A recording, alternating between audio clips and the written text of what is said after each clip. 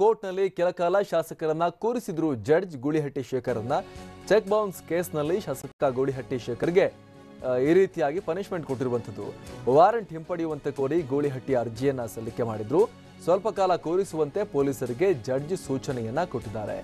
Janata cooperative ಬ್ಯಾಂಕ್ನ check bounce ಆಗಿದ್ದಂತಹ case ಇದು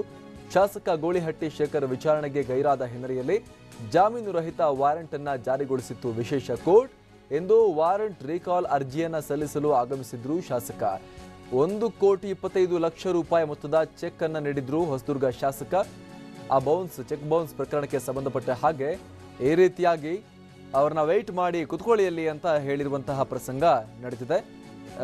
judge ಈ ರೀತಿಯಾಗಿ ಅವರಿಗೆ ಪನಿಷ್ಮೆಂಟ್ ಅನ್ನು ಕೊಟ್ಟಿರುವಂತದ್ದು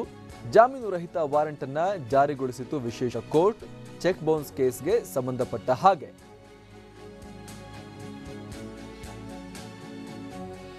ಇಂದು ವಾರೆಂಟ್ ರೀಕಾಲ್ ಅರ್ಜಿಯನ್ನು ಸಲ್ಲಿಸಲು ಆಗಮಿಸಿದ್ರು ಗೂಳಿಹಟ್ಟಿ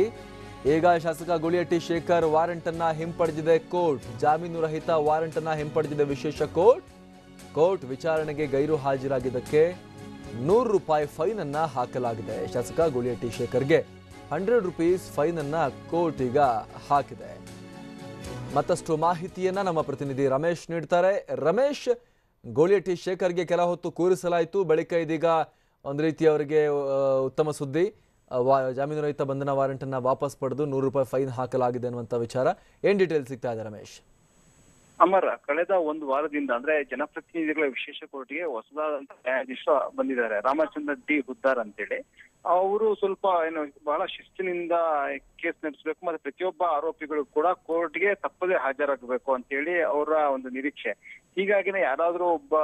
ಆರೋಪಿ ಕೋರ್ಟ್ ಕಲಾಪಕ್ಕೆ ಹಾಜರಾಗದೇ ಇದ್ರೆ ರೆಗ್ಯುಲರ್ ಆಗಿ ಅಥವಾ ಹಾಜರಾಗದೇ ಇದ್ದಾಗ ಕೋರ್ಟ್ ಸಹಜವಾಗಿಯೇ ವಾರೆಂಟ್ ಇಶ್ಯೂ ಮಾಡಿರ್ತಾರೆ ನಾನ್ ಬೇಲಬಲ್ ವಾರೆಂಟ್ ಅಂತ ನಾನ್ ಬೇಲಬಲ್ ವಾರೆಂಟ್ ಅನ್ನ ರೀಕಾಲ್ ಮಾಡಿಸೋದಕ್ಕೆ ಅಂದ್ರೆ ಅದನ್ನು ಹಿಂಪಡಿದೆ ಅಂತ ಹೇಳಿ ಅರ್ಜಿ ಸಲ್ಲಿಸಿದಾಗ ಆಗ ಇಡೀ ದಿನ ಅವ್ರನ್ನ ಕೂರಿಸುವಂತದ್ದು ಯಾಕಂದ್ರೆ ಮೊನ್ನೆ ಕೂಡ ಪ್ರತಾಪ್ ಸಿಂಹ ಅವ್ರಿಗೂ ಕೂಡ ಅದೇ ರೀತಿ ಇಡೀ ದಿನ ಕೂರಿಸಿದ್ರು ಇವತ್ತು ಕೂಡ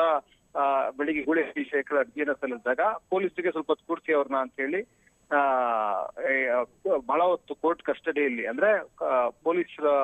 ಪೊಲೀಸ್ ಸೂಚನೆ ಕೊಟ್ಟು ಅಲ್ಲೇ ಕೋರ್ಟ್ ನಲ್ಲೇ ಅವರು ಕೂತಿದ್ರು ಬಹಳ ಹೊತ್ತು ಈಗ ಕೋರ್ಟ್ ಅವರ ಒಂದು ವಾರೆಂಟ್ ಯಾಕಂದ್ರೆ ಇದೆಲ್ಲ ಬೇಲಬಲ್ ಅಫೆನ್ಸ್ ಅಂದ್ರೆ ಬೇಲ್ ಕೊಡ್ಲೇಬೇಕಾದಂತ ಅಫೆನ್ಸಸ್ ಚೆಕ್ ಬೌನ್ಸ್ ಕೇಸ್ ಇರ್ಬೋದು ಅಥವಾ ಡಿಫಾಮೇಷನ್ ಕೇಸ್ ಇರ್ಬೋದು ಇವೆಲ್ಲ ಕೂಡ ಬೇಲ್ ಕೊಡ್ಲೇಬೇಕಾದಂತ ಅಫೆನ್ಸಸ್ ಆದ್ರೆ ಇವರು ಕೋರ್ಟ್ ನ ಒಂದು ಆದೇಶಕ್ಕೆ ಗೌರವ ಕೊಡ್ತಾ ಇಲ್ಲ ಅಂದ್ರೆ ಸಮನ್ಸ್ ಕೊಟ್ಟಾಗ ಕೋರ್ಟ್ಗೆ ಬರಬೇಕು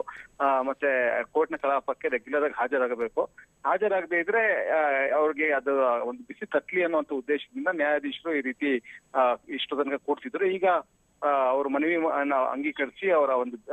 ಏನು ವಾರೆಂಟ್ ಇಶ್ಯೂ ಮಾಡಿತ್ತು ಕೋರ್ಟ್ ಅದನ್ನ ರೀಕಾಲ್ ಮಾಡಿದೆ ಅಂದ್ರೆ ಹಿಂಪಡೆದಿದೆ ಜೊತೆಗೆ ಹಿಂದಿನ ವಿಚಾರಣೆ ಸಂದರ್ಭದಲ್ಲಿ ಗೈರು ಹಾಜರಾಗಿದ್ದಕ್ಕೆ ಅವ್ರಿಗೆ ₹100 ಕಾಸ್ಟ್ ಅನ್ನ ವಿಧಿಸಿದೆ ಅಂದ್ರೆ ಶುಲ್ಕವನ್ನ ವಿಧಿಸಿದೆ ಹೀಗಾಗಿ ಈಗ ಗೂಳಿಹಟ್ಟಿ ಶೇಖರ್ ಶುಲ್ಕವನ್ನು ಕೊಟ್ಟು ಈಗ ಅವರು ಮನೆಗೆ ತೆರಳಬಹುದು ಅಮರ್ ಏನಾದ್ರೂ ಮಾತನಾಡಿದ್ರೆ ಗೂಳಿಹಟ್ಟಿ ಶೇಖರ್ ಆಮೇಲೆ